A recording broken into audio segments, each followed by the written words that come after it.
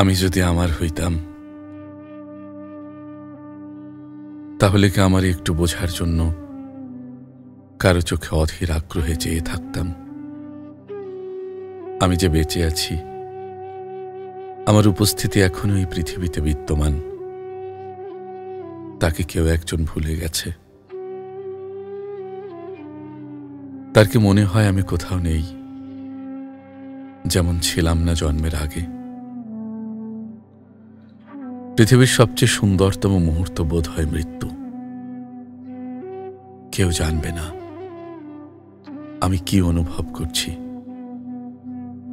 সবাই শুধু আমার বাইরের ছটফটানি দেখবে। হয়তো কেউ কেউ কাঁদবে 2-4 দিন, কেউ কেউ হঠাৎ আমার কথা মনে হলে কবরের পাশে গিয়ে আমার জন্য দোয়া করবে। আমি যে কারো একটু দোয়ার জন্য অপেক্ষা করব কারো একটু চোখের জন্য, চোখের জলের জন্য। আমার এত সব অপেক্ষা যদি কেউ উপেক্ষা করে, আমার অনুপস্থিতি যদি কোনো একজনের মনে শূন্যতা তৈরি না করে, তখন ওকে আবারও আফসোস করে বলবো, ইস, আমি যদি আমার হইতাম,